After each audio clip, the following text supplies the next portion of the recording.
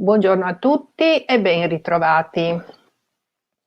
Come vi avevo anticipato nell'ultimo incontro, io ho guardato tutti i vostri lavori, cioè tutti quanti le esercitazioni sulla germinazione del seme. Ho potuto constatare con piacere che sono state scritte, tutte redatte con impegno, riflessioni vostre personali e anche siete stati molto attenti alle consegne. Ho tuttavia inserito, delle osservazioni, però vorrei che voi accettaste queste osservazioni logicamente come consigli per migliorare sempre di più l'approccio per, questa metodologia ispirata all'IBSE. E comunque questa volta non ho, considerato opportuno farvi vedere tutte quante le prove come ho fatto l'altra volta, per 2 ragioni. La prima perché secondo me, può succedere che a volte chi legge interpreti in modo non completamente corretto l'intenzione di colui che scrive. Quindi ho pensato fosse meglio inviarle direttamente, ai vostri tutor, così al limite potete discutere e confrontarvi con loro relativamente alle mie e alle loro osservazioni. Secondo però ragione molto importante sono i tempi ristretti. Mi son resa conto che abbiamo poco tempo per avete poco tempo per la stesura dell'elaborato finale, di conseguenza anche noi poco tempo per guidarvi e consigliarvi. Infatti l'8 giugno dovreste già presentarvi con un abbozzo schema l'elaborato finale. Quindi manca solamente il prossimo laboratorio che è martedì prossimo e poi l'8 giugno per lavorarci. Quindi ho pensato, magari di concentrarmi su quei punti che ancora mostrano delle incertezze da parte di qualcuno, per chiarirle, e introdurre anche, un argomento nuovo che sono le prove di verifica. Intanto vorrei che rivedessimo le competenze delle BSE, soprattutto per quelli che non hanno frequentato gli anni precedenti, in cui io avevo parlato in modo più approfondito di questo approccio metodologico. Allora, se le leggiamo notiamo subito una cosa. Ah no, volevo anche dire che io ho scelto l'interpretazione di Lynn Davis e Bell, ce ne sono anche altre. Allora, leggendo le competenze troviamo saper diagnosticare problemi, commentare in modo critico gli esperimenti e individuare le soluzioni alternative, saper pianificare un'indagine e quindi anche un esperimento, formulare congetture, cioè formulare ipotesi, ricercare informazioni, costruire modelli che potrebbero essere matematici, perciò grafici anche, saper discutere e confrontarsi tra pari, cioè confrontarsi nei risultati ottenuti e formulare argomentazioni coerenti per normalmente supportare le proprie idee o i propri risultati. Ecco, se potete osservare, qui si tratta di competenze particolari, più che competenze in ambito cognitivo, sono competenze in ambito di processi e di procedure. Uno dei pilastri, che li chiamano pilastri, del metodo IBSE è quello lì di formulare le domande per chiarire la situazione problematica. Molto spesso non è facile, oppure molto spesso se ne pongono troppe all'inizio. Invece è preferibile all'inizio, porne solamente 1 o 2, al limite man mano che va avanti la discussione con i ragazzi si possono aggiungere altre domande per fare in modo che loro approfondiscano o, individuino veramente il vero problema. Infatti le domande poi devono stimolare la curiosità da parte dei ragazzi. Questa curiosità a cosa serve? Serve affinché gli alunni, siano intenzionati a scoprire, a indagare. Quindi a indurre gli alunni a formulare delle ipotesi sul fenomeno che si vuole indagare e che siano queste ipotesi verificabili attraverso un esperimento. Quindi stimolare la voglia di indagine nei ragazzi. Esempio molto semplice: diciamo lo stesso argomento, la stessa domanda, però redatta, scritta con terminologie diverse. Pensiamo di voler fare un lavoro sui decompositori o sulle muffe, no, su sostanza organica. In questo caso il pane, perché è la cosa più semplice da vedere. Prima formulazione: il pane fa la muffa se lo metto in barattolo? Cioè la domanda che si pone ai ragazzi. Ho messo tra parentesi chiuso perché potremmo lasciare in un barattolo così vago e magari i ragazzi stessi dopo dicono aperto o chiuso, oppure potremo deciderlo già noi. Allora, il pane fa la muffa se lo metto in un barattolo? Questa domanda potrebbe andar bene, però potrebbe anche subito ricevere una risposta immediata o sì o no, e in questo modo si chiude, diciamo, un pochino il problema. Non viene voglia di andare avanti. Se invece viene formulata nel secondo modo, cosa succede al pane? Cioè quel succede invita ad andare a scoprire. Cosa succede al pane se lo metto in un barattolo per una settimana, quindi do anche il tempo? Quindi bastano poche parole per formulare una domanda in modo che da stimolare non curiosità, ma una curiosità nei ragazzi di andare a indagare, a scoprire, a provare. Ecco, l'altro punto un po' debole che ho trovato è la stesura, degli indicatori, di valutazione. E qui io cerco di proporvi una terminologia un po' più precisa e meno vaga. Cosa significa meno vaga? Ehm, Meno vaga nel senso che quello che scriviamo dovrebbero poi darci indicazioni su come andarle a verificare. Allora, per descrivere gli obiettivi di apprendimento e gli indicatori di valutazione, in che modo posso scriverlo in modo meno vago? Io ho preso degli esempi dai lavori fatti gli anni precedenti. Un primo esempio, era stato scritto conoscere le proprietà della materia, okay? Ma cosa significa in modo operativo conoscere le proprietà della materia? Cioè cosa deve saper fare l'alunno per dimostrarmi la sua conoscenza relativamente alle proprietà della materia? Allora, risulta più chiaro, secondo me, se scrivo, saper riconoscere, ad esempio, e descrivere le proprietà della materia. In questo modo so anche che cosa chiedergli nella verifica. Gli costruirò una verifica in cui portandogli vari esempi e gli chiederò di riconoscere una proprietà, ad esempio, oppure gli chiederò di descrivere una determinata proprietà della materia, magari portando degli esempi.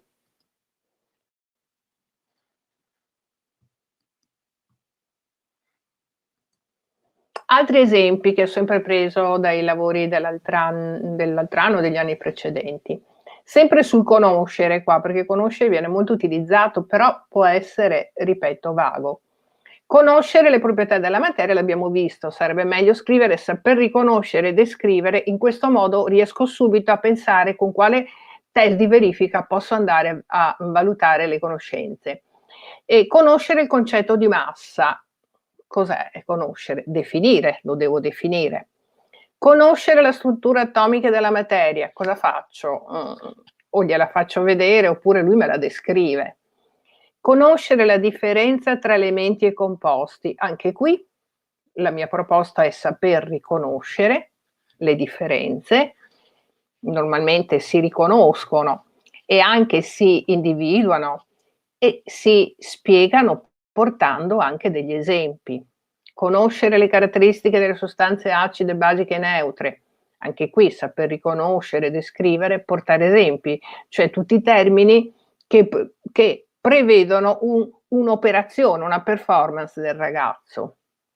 Conoscere il significato di pH di una soluzione, anche qui come fa a dimostrarmelo che lo conosce il significato? O me lo definisce, oppure me lo spiega con degli esempi, facendo degli esempi. Sapere cosa sono gli indicatori universali, sempre parlando di indicatori del pH. Anche qui saper definire, portare esempi, spiegare anche come reagiscono.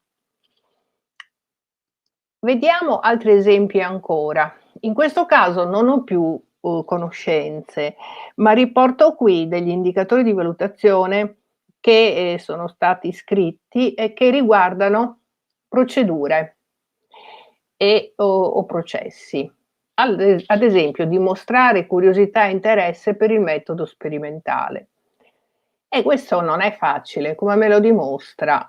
Cioè o devo stare sempre lì a cogliere ogni giorno, osservare in classe se sono curiosi o non sono curiosi, ma cosa significa? Forse sono curiosi quando propongono la soluzione di un problema che ha posto l'insegnante e poi propongono di fare un esperimento per verificare le proprie ipotesi, cioè magari formulano un'ipotesi e propongono anche e pianificano un esperimento per andarle a verificare.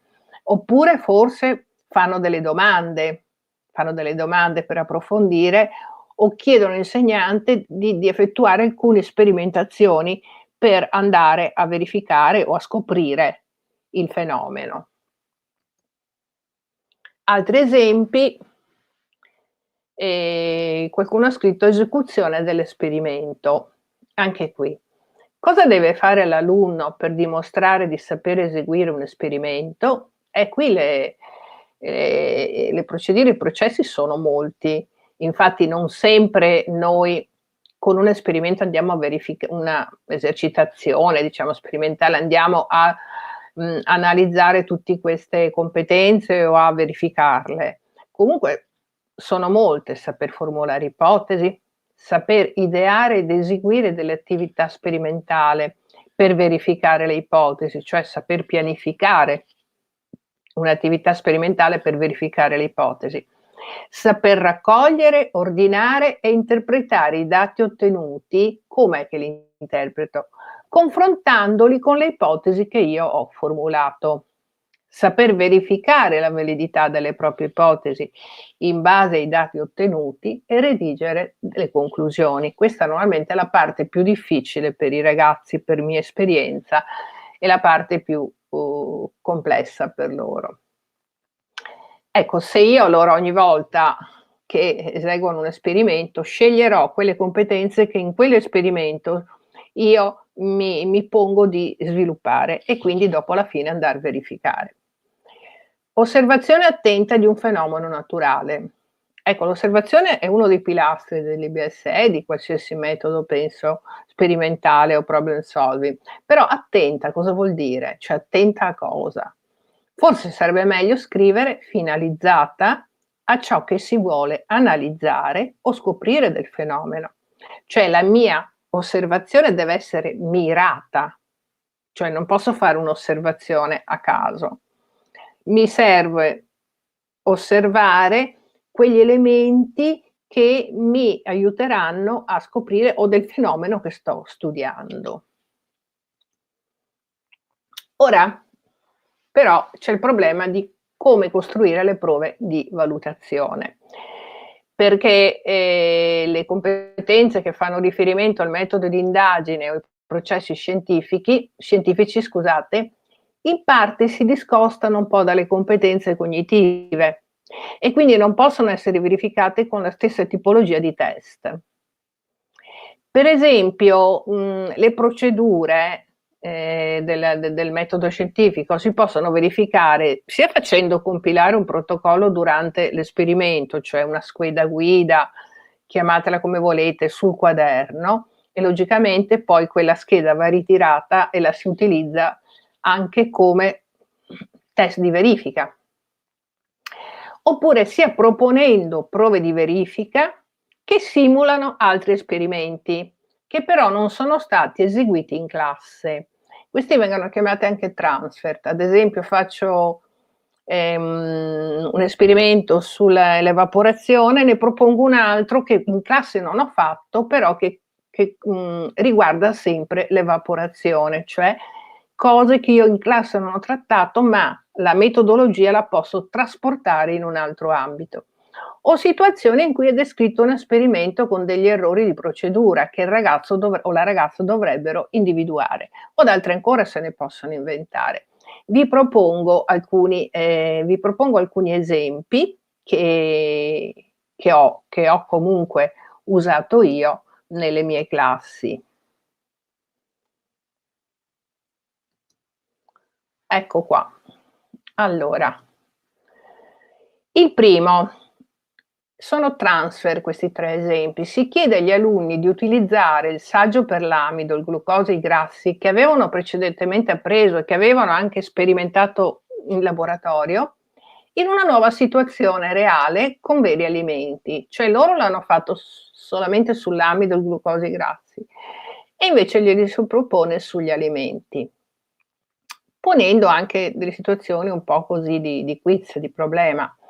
Antonio è convinto che la cipolla contenga glucosio, mentre Giulia è convinta che contenga amido. Secondo te chi ha ragione?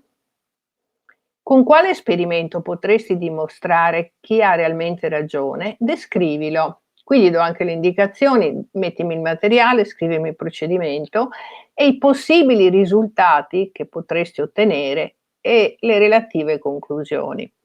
Ecco, questo potrebbe essere una tipologia per vedere se sanno pianificare un esperimento. Logicamente dopo si possono anche andare a verificare tutti assieme in classe sulla, cipolla, si può farla anche per loro, però questa va fatta prima. Poi Maria vuole convincere la sorellina che le noci contengono grassi. In quale modo potrebbe dimostrarglielo? Qui non gli diciamo di fare un esperimento, cioè descrivi come devi fare materiale, procedimento, possiamo anche toglierlo materiale, procedimento, se vogliamo, oppure glielo mettiamo come prima materiale, procedimento, possibili risultati, relative conclusioni. Terzo esempio, problema. Come fareste a determinare se un campione di terreno contiene più sabbia o più argilla? Qui avevano fatto degli esperimenti con terreni appunto sabbiosi di argilla e humus e avevano visto la quantità d'acqua che filtravano, ecco. Dati in possesso, cioè dati in possesso è cosa so sull'argomento. Io so che la sabbia, ad esempio, è l'argilla, bla bla bla, perché l'ho visto in classe. E quindi in questo caso chiedo anche per vedere se sanno isolare le variabili, i fattori variabili, i fattori costanti dell'esperimento e come procederebbero. Quest'altro invece esempio, con questo esercizio si chiede di impostare un esperimento o su un problema posto dall'insegnante. La verifica sperimentale verrà fatta in seguito in classe. Logicamente nel compito verranno indicati i possibili risultati e possibili conclusioni. Con tale modalità si verifica anche se l'alunno sa impostare nelle varie fasi un esperimento, cioè le competenze procedurali. Ed è un pochino come prima, solo qui gli si chiede usa lo schema della scheda guida. I miei ad esempio avevamo ricavato una scheda guida per vedere ogni volta di cosa bisognava tener conto, cioè una specie di protocollo.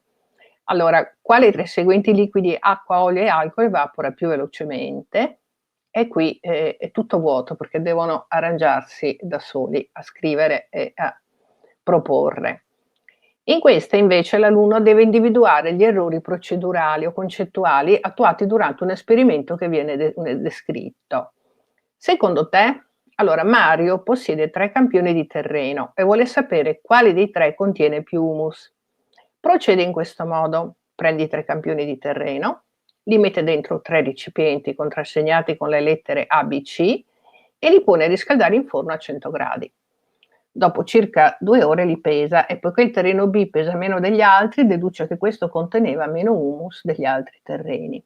Secondo te i risultati ottenuti con questo procedimento sono attendibili? Motiva la tua risposta e proponi, se ritieni necessario, un procedimento più corretto.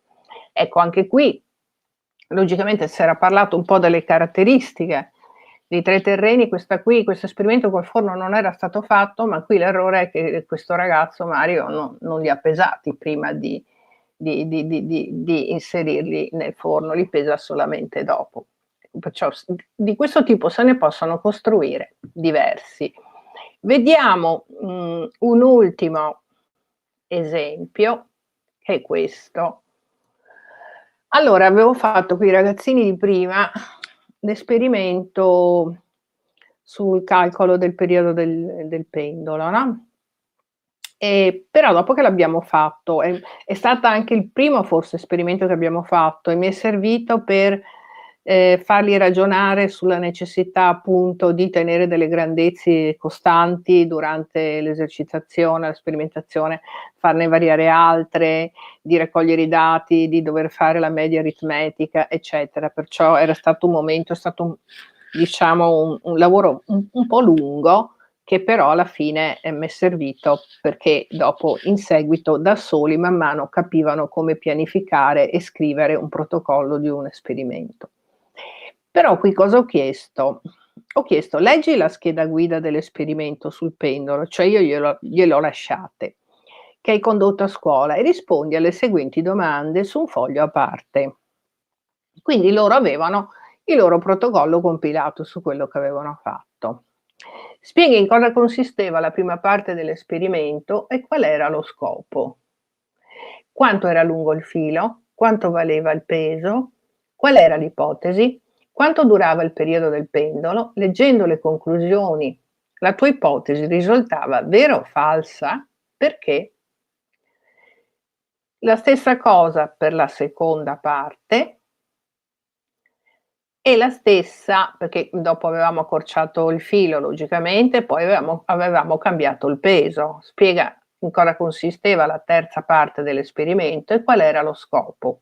Quanto era lungo il filo, quanto valeva il peso, qual era l'ipotesi, quanto durava il periodo del pendolo. Hai notato dei cambiamenti nella durata delle oscillazioni rispetto all'esperimento precedente? Perché? Ecco, fin qui sembra tutto facile pensando: hanno il protocollo sotto, invece sono risultati errori anche qua. Dagli esperimenti che hai eseguito, hai potuto constatare che se accorci il filo e mantiene lo stesso peso, cosa succede? Se mantieni la stessa lunghezza del filo e aumenti il peso, cosa succede? Quindi puoi concludere che la durata di un'oscillazione dipende da cosa? Uno direbbe il filo e invece tanti hanno sbagliato. Anche questo quarto punto non da tutti è stato, eseguito correttamente.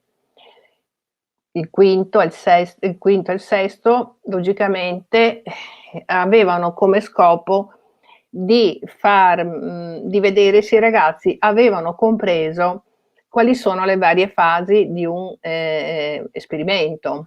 Quando si esegue un esperimento si deve far variare, segna con una crocetta la risposta esatta, qui lo mettevo in scelta multipla perché ragazzini di prima e ancora allora devono essere un po' guidati. E poi chiedevo: elenca le varie fasi che bisogna seguire e scrivere sul quaderno per preparare ed eseguire un esperimento. Qui bastava un pochino copiare, ma certi lo stesso hanno sbagliato. Questo per farvi capire che anche quando fanno un esperimento, fare una verifica dopo per vedere se realmente hanno compreso la finalità dell'esperimento, qual era la grandezza che alla fine si andava a misurare, non è una cosa ovvia, cioè andrebbe secondo me fatta e questa può servirvi anche per capire dove in seguito insistere con i ragazzi. Ecco, questo materiale, le prove di verifica, che vedete sono 2 file, io ve lo metto adesso nella cartellina della piattaforma Moodle. Non solo, vi metto anche 2 file in cui parlo un pochino dell'approccio IBSE. Questo soprattutto per chi? Per chi è nuovo, cioè gli altri anni non ha frequentato i corsi, visto che io gli anni precedenti ho approfondito di più la metodologia, solo che non potevo ripeterla ogni anno per quelli che è da un po' che ci seguono. Allora io vi metto, forse ve l'ho già messo un file, però adesso ve li rimetto, quindi chiederei a chi si sente ancora un po' insicuro di andarli a leggere e queste prove di verifica di osservarle prima del laboratorio, perché durante il prossimo laboratorio potremo utilizzarli per idearne di nuove un pochino adatte alle vostre esigenze. Ecco, perciò adesso diciamo materiale ne avete anche prodotto l'ultima volta un'esercitazione direi abbastanza completa, mancavano solo le prove di verifica di cui abbiamo parlato oggi. Se avete domande o dubbi, come al solito potete scrivere nel forum o risponderanno i vostri, tutor, oppure, in qualche modo io, non c'è problema. Per adesso è tutto, ci vediamo nei laboratori e vi auguro una buona giornata. Grazie.